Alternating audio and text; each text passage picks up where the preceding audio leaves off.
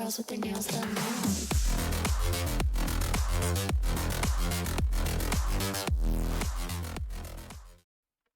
Hey YouTube, it's Pump. Welcome back to my Mythic Plus push series in my journey to get the 0.1% title in Dragonflight. Before I get into my key analysis, let's go over quickly what I gained for race changing to Tauren. So the first and most important thing I gained was 2% crit damage. This ends up being the highest DPS sim for Fire Mage currently, unless if you're Alliance. Number 2, we gain a little bit of stamina, which is just health. Love health. And then number 3 is the fun ability, War Stomp, where I get a stun up to 5 enemies, like you saw in the intro. So with the added buff of War Stomp, you also get communication like this. I Tauren Stomp next. Let's jump into the key footage. My starting IO for this episode will be 2942. Let's see how high we can get. So the first key was a Tyrannical Shadowmoon Burial Ground at 23. This was significant IO for me on Tyrannical. I hadn't really done much SPG on Tyrannical. As you can see, I'm handling this boss pretty poorly, but trust me, there's going to be a lot of Shadowmoon Burial Ground in this video, so I will go over how I bait Omen of Death as the only range in this comp later. But this ends up being a time for 14 IO, and we did a pretty standard route. There was nothing really special about it. That Shadowmoon turned into a 24 Algathar. We were doing really well this key. We did the route where you Shroud of Eximus first. This is still Tyrannical. I think that route's really good, but tank falls over to, I think he got hit by a Swirly and then popped Purg early and then fell over from that. We also had a healer death to a Swirly here at this fight, but look at our damage. Our damage for single target was actually doing really, really well. I think this would have been really close. Like, I would have loved to have played this out and seen how far we got with 14-ish minutes left going into the tree area, but I think there is a route that needs to be changed for Tyrannical to push us at 24 and above. But yeah, this key is really, really fun, but I think it's one of the more tight timers this season. Into 23 Algathar, I want you to pay attention to my energy bomb stacks here. So I plan on altering this first one. I'm in Combust. I'm just going to alter it. I get gripped in, and I alter back, and it shows my stacks at 1. It shows my stacks at 1 right now, and I think I bug the boss by altering that bomb. I'm not entirely sure, but this bomb, it puts a swirly on, it puts a pool under the ground, and it's not supposed to do that until you hit 3 stacks. I just get 1 stack there, and it just insta-pops me, and I pop Cauterize, and now I'm set really behind, and we also spawned a pool really early compared to what it normally should be. So I was really puzzled as to why that happened like that. I get bomb again. I just keep getting spammed with bombs.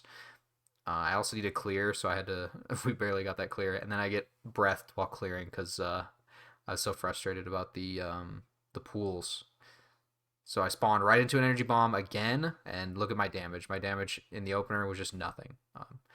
Nice little note for Mage in the future, you can block off those stacks. So when you hit 2 stacks, you should actually block. It's good. But yeah, I was really frustrated with this boss because we end up missing this timer by 6 seconds, and this really felt like a kick in the gut because I don't think the boss should have spawned a pool under me. If you know why it did, other than a bug, please leave a comment down below because I'd love to understand why I spawned a pool instead of just like going to 2 stacks. So barely missed this timer. There were some other significant deaths in this dungeon, like our rogue died in the huge tree room pull, but this was what felt like bricked it. We had plenty of time going to this 23, so barely missed this one, and we go again. Now we are into a 22 halls. I want to show this first pull just because it's so much fun. So here I'm telling my healer to be the furthest away, ideally, so that Thunderstrike goes to him. But he moves into clear there. I just Greater Invis this time, and I think Greater Invis is a perfect use there. I get to just keep doing my damage. Fire Mage loves this pull. Even on Tyrannical, this pull is really fun. So cleared last second. Just trying to live now. Thunderstrike hurts a bit here. I get pretty low, but we're chilling. I still had Cauterize even if I did proc there. But yeah, love this pull on fire. Ended like 400k. Continue on at Herja. Herja is the hardest boss at Tyrannical HOV, in my opinion. She trucks. So what we're doing to try and counteract that is we try to do this cheese where you get Sanctify on the lightning side, and it negates the damage of the next storm by an absurd amount. Like my healer said, it doesn't even feel like there's DPS going out compared to what it is normally. Like if you don't do the cheese, it is pretty inconsistent whether or not you can do the cheese. And the punish here is that we have to go back to the light side and take 2 sanctifies. So the expel light cast there starts hurting pretty hard. So you see how much damage it'll do to me. I don't pop anything there, and it took like 3/4 of my health. So other than that, if you don't do the cheese, you have to be cycling defensives in the storm. You will get one shot obliterated if you don't have some defensives going. Like it doesn't matter if your healer is the goat, you'll still die in storm if you don't have some way to live with your class's defensives. Into the end of this dungeon, if you block with rune, you actually don't get rid of the rune debuff, quote unquote. So I blocked there, and then I'm able to blink and get to my rune really late. I was panicking just because we had storming going on, and I had to dodge a ball as well. I should have greater invised, but we were chilling. We ended up timing this with 2 minutes left with 9 deaths. We didn't full wipe anywhere. I think these were all just single deaths in the Herja wing. We did pull a little scary there. We also had some single deaths at the start, but yeah, really happy. This was a 22 timed for 9 IO. So then we run out of keys to push, so we just do the easiest key we have, which is a 22 Shadow Moon, and we push it to a 23 Jade, and then this Jade, we just played really sloppy as a team. We missed interrupts all across the board. I mean, look how many deaths we have. This is on all of our death was to trash on a tyrannical week. We were just really poor about kicks all across the board. Not much else to say other than you're gonna have keys like this, and you have to shake it off and go on to the next key. So after that brick, we do another Shadow Moon to get another new key for IO. We just keep spamming Shadow Moons, and then we jump into a 23 Algathar. Um, End up barely missing the timer again. I think it was 10 seconds this time. Just a lot of stray deaths in this dungeon. Stray deaths cost us the key. Like we just had a couple DPS deaths near this last room and on tree trash that cost us the key. But look at our overall damage. Our overall damage profile was exactly the same, which is really funny. But yeah, route was fine. I just think those stray deaths cost us this 23. Back to the SPG grind to get keys. And we actually +2 this 22. We pulled more aggressively. I think we did double spider pull and ended up working out in our favor. And we 2-chest it. And we get a 24 court. We're pogging. We're ready to own now. So we're into this 24 court. For our route, we did the dock skip and had the rogue go through and unlock the gate for us. That route's pretty cracked, but look at the HPS throughput required on this boss. My tank and my healer are at 100k HPS. This boss is crazy, and that was with Lust. So yeah, definitely have to have Lust there on Tyrannical Week. But we get through it. We get to last boss.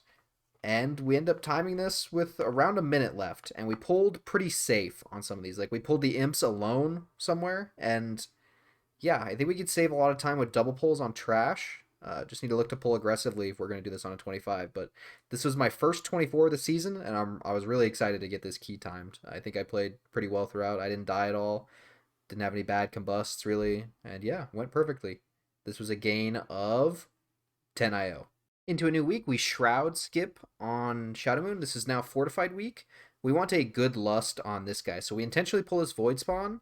I think this Void Spawn pull is really good with Lust, but you just need to be prepared for the sub 30% because of Enraging. This is Enraging Week, so we have 2 stray deaths here, and we weren't fully prepared for it. Like, I think if we had defensives lined up, they would have been okay. But that Void Pulse right there literally one-shots my DPS and my healer. So... moving on, we didn't pull this trash in a boss for this week, for Fortified Week. I think they'd live too long and it'd get too scary. And I make this boneheaded mistake. I press Lust here, and I have no clue why I did it. But it ends up costing us quite a bit of time at the Void Spawn area. So we move up here, and here we are at the Void Spawns. This Void Pulse, bam, almost kills my healer. Next Void Pulse is going to kill somebody. It does kill my healer. We have to B-res, and it's really hard to sustain from here. And if you have Lust lined up here on Fort Week, it makes it 10 times easier. So, yep, my bad.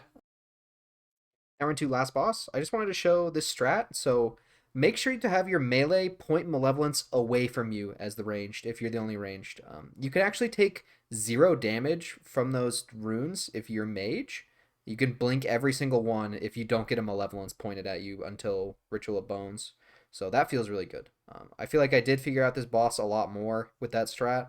As long as melee isn't facing you when you're the only person baiting, you're chilling.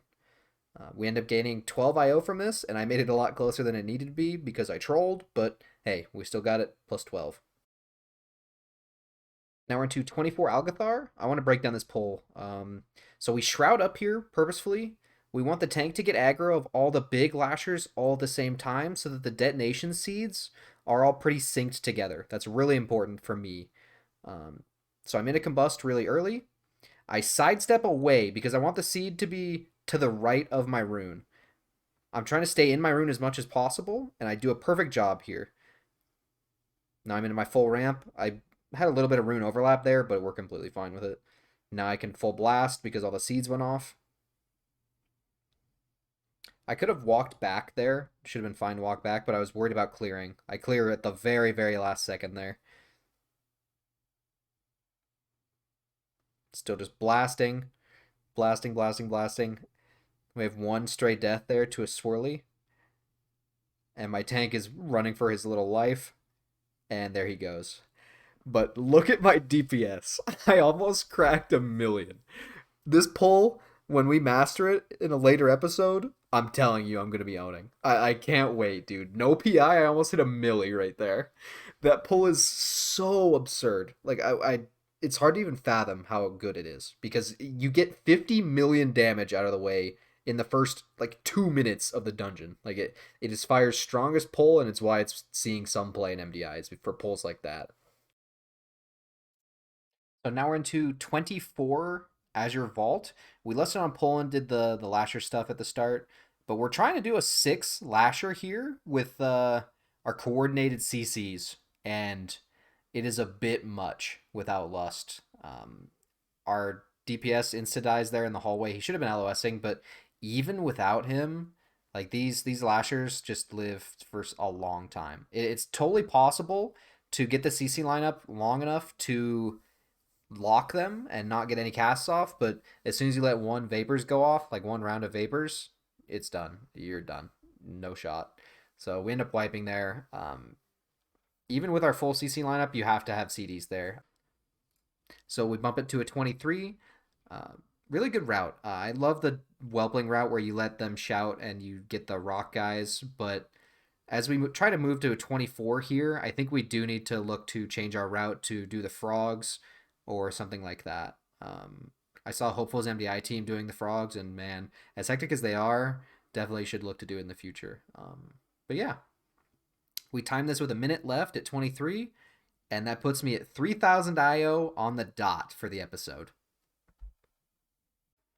So to sum up this episode, we spent around 8 hours of gameplay, gained around 58 IO, but we spent a lot of time analyzing and route planning. We also had to spend quite a bit of time doing those Shadow Moon Burial Grounds to even get keys for IO, but it was really satisfying to do them. I'm really happy to get some 24s timed, even if they are the easiest keys. Getting my foot in the door, and if I'm able to get up to like base 23s, I think I'll be right near the cutoff, and I feel like that's really attainable for me currently. The cutoff right now stands at 3,080 for US, so yeah, really looking forward to that. And I'm also going to be setting up a Patreon this weekend for coaching and WoW log reviews. I've been getting quite a bit of comments about coaching specifically, so I'll be setting that up, and I'll let you guys know when I get it set up. So yeah, thank you guys, and I'll catch you in the next episode.